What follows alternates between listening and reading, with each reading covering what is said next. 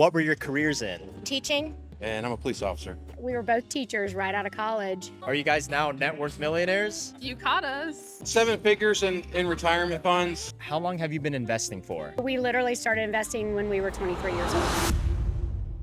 Newsflash, you don't need to be a serial entrepreneur, you don't need to be an online influencer, and you don't need a fat inheritance to become a millionaire. According to Fidelity, over 595,000 people have over $1 million sitting in their 401k. And if you know where a 401k comes from, that comes from a boring old job, also known as a job. I don't know why, but social media has been flaming people with 9 to 5, saying that you're stuck in this trap and you'll never be able to break this cycle. But honestly, through good investments, smart habits, and intentional spending, you can become a millionaire and achieve financial freedom a lot earlier than the average age. Over the past year, I've been talking to these quiet millionaires. You've seen videos of them, but specifically, we're gonna hone in on those people who have worked 9 to 5s for the majority of their career. And if you think my sample size is really small, which honestly, it really is, we can look at the largest study of millionaires done by Ramsey Solutions, where they surveyed over 10,000 of these 7-figure folks. That's a new one.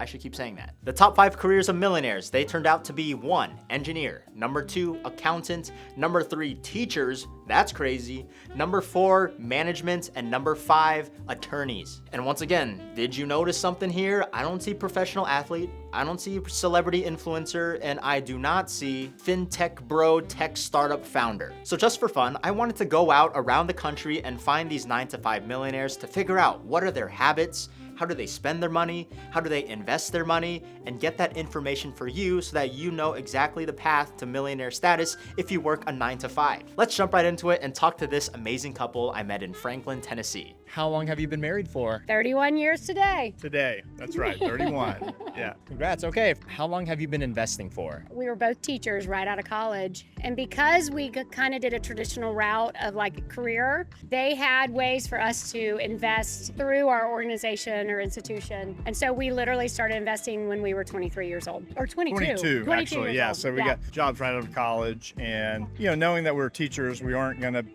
break any banks anytime soon. We had to be intentional about saving from an early age. Did you know teachers are amongst the top 5 careers of millionaires? I did hear that. I think they live below their means. They understand that they need to save, and they are okay with living frugally. Who are you trying to impress? You know Yeah. what I mean? Did you do the 403b? We did 401k, so we were both at private Well, institutions. we also started with Roth IRAs. Did you open your Roth IRA when they first came out? Yes. Oh, geez. Yeah, we're OGs. Yeah, Because it early. was a big deal. It was like, hey, there's this new thing called a Roth, and you could put the money in. So we actually opted to do that. As you can imagine, and actually no one can imagine this, he made $19,000 when we graduated from college with his first the job, previous and century. I made 21,000. My dad always taught us, live below your means. Your cars don't define you. If you need anything done on your house, do it yourself. We've just had a saving mindset and like a future mindset. What was your investing rate at its highest point? Honestly, we're probably at our highest point now. How many kids do you have? We have 6 children, 5 boys and 1 girl. We have just graduated our 3rd child, and they are all debt-free from college. Was that through their efforts of getting scholarships or 529s? You want us to tell you what we did? Yeah, let's hear it. Okay.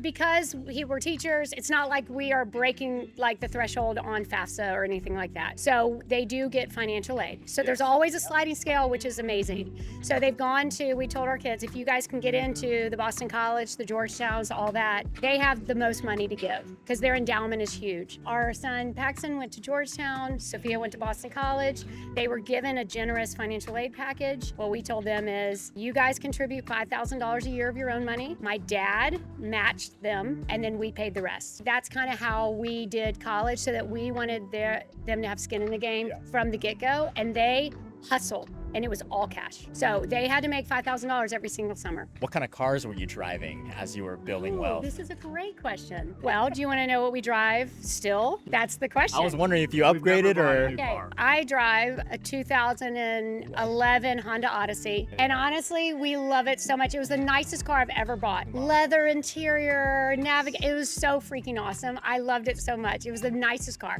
I got out of education, and I'm a floral designer and do all kinds of other things. So So I have to use it as my work truck. Because we can take the seats out and it Yeah. becomes, Yeah. like a box truck almost. Yeah, and then we have like a, an older Pathfinder. Yeah. We always have had a hybrid. So we drove a Prius. He drove a Prius for Yeah. like 12 years. That was used. And then we just bought the Ford Maverick, which we needed for my company and also for I guess him. what I was trying to communicate earlier also is we've never had monthly car payments. That's actually. So we've always bought used cars, paid cash, and so that's not part of our budget we have to think about. That's huge. That's extra margin to go towards investing. After investing all these years and the compound interest, are you now net worth millionaires? Yes. I gotta ask, as an entrepreneur, how much are you paying for health insurance? He's with an institution. That is honestly, if every family, I always tell people, if you have one W-2 earner who has the 401k and all that kind of stuff, and then one entrepreneur who is like, getting all the business credits and also the expense account, like expenses you get to write off. It really is phenomenal for tax reasons and for all kinds of things. So Now that person was really smart with the way they were handling their health expenses, and because of our sponsor for this video, FSA Store, I want to show you how you can be just as smart in more ways than most people realize. Really quick, if you're not familiar with an FSA, that is a flexible spending account. It's a benefit that a lot of employers offer that lets you set aside pre-tax money specifically for health-related expenses. And when I say pre-tax, that means the money that comes out of your paycheck before the government takes its cut. So every dollar in your FSA goes a little further than a regular dollar out of your wallet. But here's where most people are leaving money on the table. Your FSA covers way more than just doctor's visits and prescriptions. Heck, even a lot of products I use on a daily basis are all FSA eligible, like CeraVe, Aquaphor, Optifree Contact Solution, and Banana Boat Sunscreen because it's summertime and we need that stuff. These are things that the FSA Store sent me and they are all FSA eligible. That's what makes the FSA Store the move, because every single item on the site, all 2,500 plus of them, is guaranteed eligible. There's no guessing, no submitting receipts hoping it gets approved. You just use your FSA card at checkout and you're done. So go to fsastore.com/frugalrich or scan the QR code on the screen to start shopping. Thanks to FSA Store, where everything's eligible, and for sponsoring this video. Now let's get back to this woman who said something that I did not expect. How much was your first home worth? We were fortunate because we bought our first home and it's still our home. We bought a bigger house than we could afford. It's 3,000 square foot, so I think it was 200 something. We're Yeah. going back years. We're It was- years. it was- yeah. And then I lost my job after that. After we bought the home. How important was communication when you were navigating these different changes, like job losses? You have to talk about Yeah. it. Any tips for like younger people who are in relationships and trying to talk about money together? You have to talk about money, and I think you have to be kind to each other and understanding. I mean, we've been You together. gotta give and take. Yeah, give and take. I'm the yeah. spender, she's not. Yeah. The number one thing I will say is live below your means. In the Oh, yeah. first 15 years, live below your means. What are some things you did at the time to save money and try to cut costs? We didn't We go didn't go out. out. And also put money towards retirement. So we were both in finance, so it's like I went into pharmaceutical sales, but I remember I gave a presentation to like my group because I was a finance background where these people would never contribute to their 401k if the company contributed to them. How many years total have you been investing so far? We've been married for 32 years, and I guess we've known each other 34. I've always had somebody in the family that was always in the stock market. I worked on Wall Street, so I was investing since I was like 18 years old. At this point, after investing over the years, are you guys now net worth millionaires? Now we are.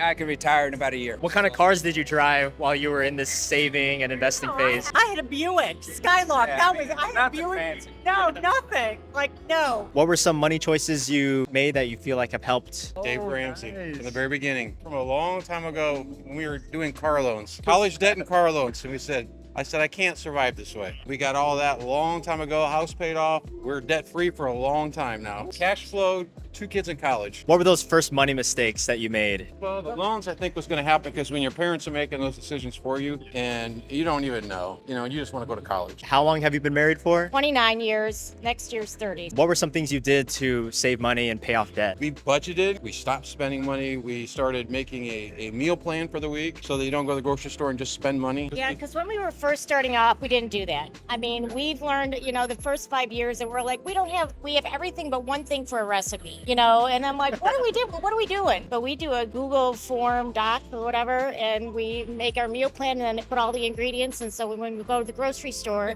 it's very like, I thumbs up it every time we put it in the cart. So you got a little recipe book going. Yeah. And that's awesome. What helped you communicate about money together? It was a lot of faith-based stuff, and and we both came from the same spot, equally yoked from the very beginning, and just that the Bible didn't get it wrong. I think it's just a matter of communication. You make mistakes. I mean, you're two people trying to start off and do things right, and you're right at that point is not your right, 5-10 years later. What does budgeting look like for you guys? I know everyone kind of does it differently. We still have checks. We have like a check register, except now we use a legal pad, but it does the same thing. Well, anything that we know what our monthly finance is going to be, and we keep that all on like a Google form too. And if you venture outside of that, you know it. And it helps we've had the same jobs for 25 some years also. What were your careers in? Teaching. And I'm a police officer. I know you mentioned debts at the beginning. How much debt were you in at the start, and what was it made of? We had a house payment, college loans, one car payment. 150,000. College Vary alone, yourself, it was but about enough. 40 Yeah. just for college. And throughout your careers, have you been investing? Oh yeah. 457 and a 403b and an IRA, traditional. What kind of investments are in those accounts? For us, it's always been, since we've got pensions to fall back on, we've been very aggressive following the S&P 500 plan. If we get the 8 to 12% return, it's gonna come out okay. If it doesn't, we've still got pensions to fall back on. So it's a mix of index and mutual funds. So now that you guys have been doing this almost 30 years, are you on your way to being net worth millionaires? We're there. We're there? Yeah, we're there. I don't know. There's 7 figures in retirement funds, 6 figures in quick assets that you can get to if you need to. At this point of financial peace, what are some of the cool things you've been able to do? We travel. Yeah. We're going to Europe next year because we can. Yeah, just because you can. Yeah, it's not a months-long planning process. We're like, you know what? We deserve. No. So what advice would you give a young couple who's navigating money for the first time? The first part is know your budget. Don't live outside of it. Don't tell yourself lies that you deserve something you don't yet. Earn it, then you will deserve it. And for you?